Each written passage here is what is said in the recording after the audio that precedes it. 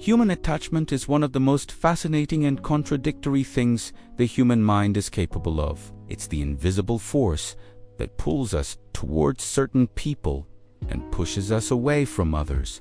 Often without our conscious awareness, we like to imagine that we choose who we love logically, that we carefully evaluate someone's personality, their behavior, their consistency, their compatibility with our life. But in reality, most of our attachment patterns are formed long before we can even speak, shaped unconsciously in the earliest years of our existence. And when these patterns are set, they follow us like a shadow into every friendship, relationship, and emotional bond we form as adults. The truth is that your brain doesn't choose people at random. It seeks familiarity, even when familiarity is painful. It repeats what it knows, even if what it knows hurts you. This is why so many people find themselves drawn to individuals who resemble the emotional environment they grew up in, not necessarily the environment they want.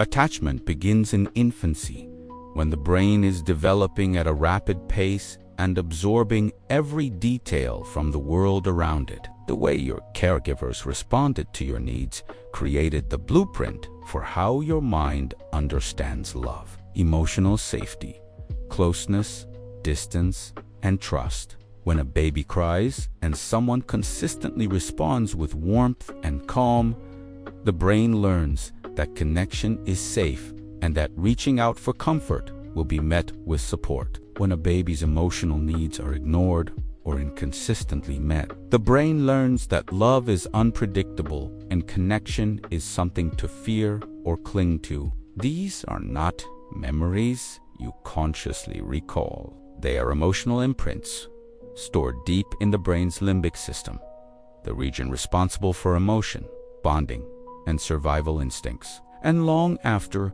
childhood ends, your brain continues to use these imprints as a guide for choosing who feels right, even if right isn't good for you. As adults, people often misunderstand what attraction really is. We imagine attraction as something magical or purely based on physical qualities or shared interests. But the truth is that attraction is often recognition. When you meet someone and they make you feel instantly comfortable, when you feel drawn to them for reasons you can't explain, your brain is not evaluating compatibility. It is identifying patterns. It picks up familiar emotional signals, familiar rhythms, familiar ways of expressing affection or withholding it. And because the brain loves familiarity, it labels this as connection. This is why genuinely healthy people can feel boring or unfamiliar to someone who grew up in chaos or inconsistency. Their nervous system is not accustomed to stability, so stability doesn't register as attraction. It registers as something foreign. The brain forms attachment through a combination of emotional experiences, neurochemical reactions, and repeated patterns. Every time you bond with someone, your brain releases oxytocin, often called the bonding hormone.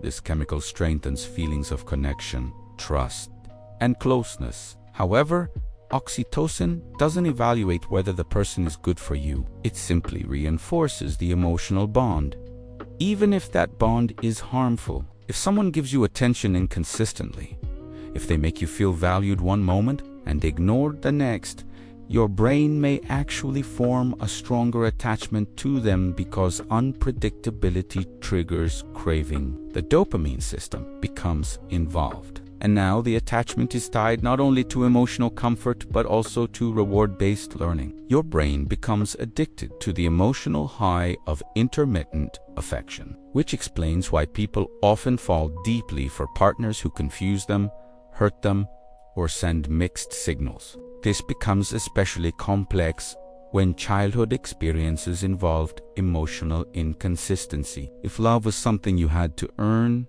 chase, or compete for, your brain naturally gravitates toward relationships that recreate that dynamic. It isn't that you consciously want someone who is distant or unpredictable. It's that your brain associates that emotional pattern with love. This is why so many people fall for partners who resemble emotionally distant parents or caregivers, not in physical appearance, but in emotional behavior. The brain says, "This feels familiar," and familiarity feels safe, even when it's not. When two people with compatible attachments meet, connection often feels natural and calm. But when someone with an anxious attachment style bonds with someone who is avoidant, the roller coaster begins. The anxious person seeks closeness and reassurance, while the avoidant person pulls away when things get too intimate. Each person triggers the other's deepest fears, and the intense push and pull creates a powerful emotional storm that the brain interprets as love. This is the trap of attachment trauma.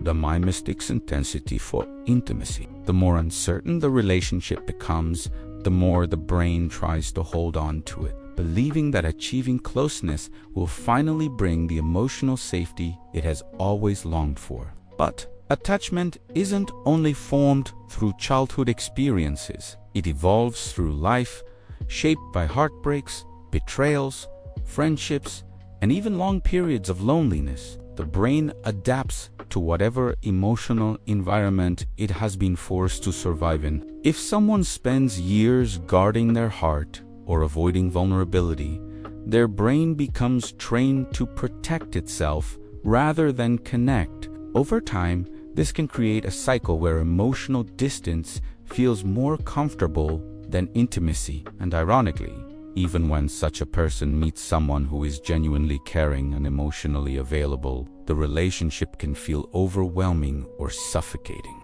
Not because the caring partner is doing anything wrong, but because the brain of the avoidant person interprets closeness as danger. Attachment also affects the way we interpret other people's behavior. Someone with a secure attachment style doesn't panic when a message is left unanswered for a few hours. They understand that people have busy lives and it isn't personal. But someone with an anxious attachment might immediately assume rejection, abandonment, or disinterest, not because the situation objectively calls for those conclusions, but because their attachment system is hypersensitive to any sign of emotional distancing. Meanwhile, someone with an avoidant attachment might instinctively pull away the moment they feel someone getting too close, even if they liked that person. Because closeness triggers fears of being emotionally trapped or losing autonomy. All of this influences why people often end up drawn to relationships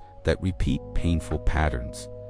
Attachment is not a conscious choice. You can't logic your way out of what your nervous system is wired to seek. You can know someone is bad for you and still feel deeply attached to them. You can meet someone healthier and still feel nothing at first. This is not weakness or stupidity. It is biology. It is the ancient survival mechanisms of the brain trying to keep you safe, according to an outdated emotional map created long ago. One of the most confusing experiences in human psychology is realizing that your brain keeps choosing people who hurt you, confuse you, or make you feel emotionally unsafe. You know what you want logically: someone consistent, caring, emotionally mature, someone who makes you feel calm instead of anxious. But your emotions don't listen to logic. Your body reacts first, and the nervous system decides long before your conscious mind does. This is why people often say, "I know they're bad for me, but I can't stop thinking about them." The attachment system is powerful. Once activated, it pulls you like gravity toward the people who mirror old emotional patterns, even if those patterns bring pain instead of peace. What makes this especially difficult is that the brain cannot distinguish between emotional familiarity and emotional safety. To the survival centers of the mind, the two things feel the same. The infant who learned that love meant inconsistency grows into an adult who confuses unpredictability with chemistry. The child who grew up walking on eggshells becomes the adult who feels strangely alive in chaotic relationships. The young person who learned to self-soothe because no one was emotionally available, grows into the adult who believes they must handle everything alone. These are not conscious beliefs. They are automatic reactions shaped by years of emotional conditioning. And the longer these patterns remain unchallenged, the stronger they become. But the human brain is not fixed. It is neuroplastic, meaning it can change, rewire, and adapt when exposed to new emotional experiences. The problem is that emotional rewiring does not feel comfortable at first. Stability feels foreign. Consistency feels boring. Healthy love feels suspicious. When someone speaks kindly, treats you with respect, and maintains clear communication, your attachment system may distrust it. You may feel tempted to sabotage the relationship or pull away because your nervous system is waiting for the other shoe to drop. This is why many people misinterpret kindness as manipulation or lose interest when someone treats them well. Their brain is calibrated to expect emotional danger, so emotional safety feels unfamiliar. Healing your attachment system begins with awareness, recognizing the patterns, understanding your triggers, and noticing when your emotional reactions are not aligned with the reality in front of you. When you start asking yourself why you feel drawn to emotionally unavailable people, or why you panic when someone takes longer than expected to reply, you interrupt the automatic cycle that your mind has been following for years. This is the first step in teaching your brain a new emotional language.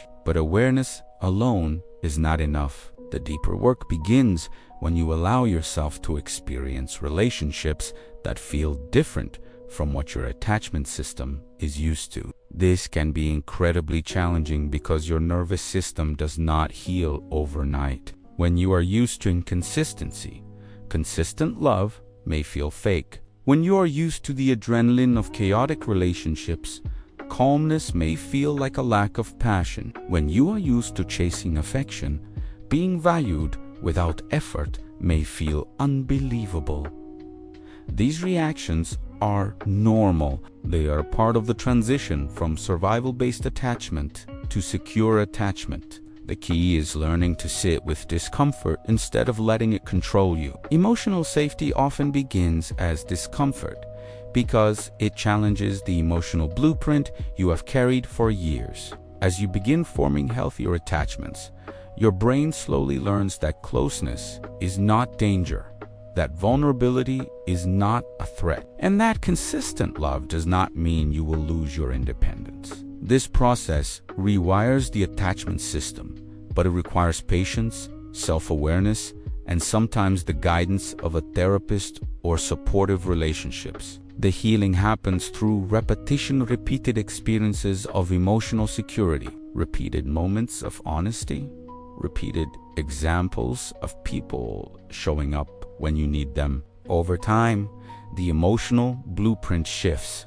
The nervous system learns new patterns. And eventually, the relationships that once felt unfamiliar begin to feel natural. It is also important to understand that healing your attachment system does not mean you will never feel triggered again. Even securely attached people feel moments of fear, doubt, or vulnerability. What changes is how you respond to those feelings. Instead of assuming abandonment, you learn to communicate. Instead of shutting down, you learn to stay emotionally present. Instead of chasing someone who pulls away, you learn to respect your boundaries.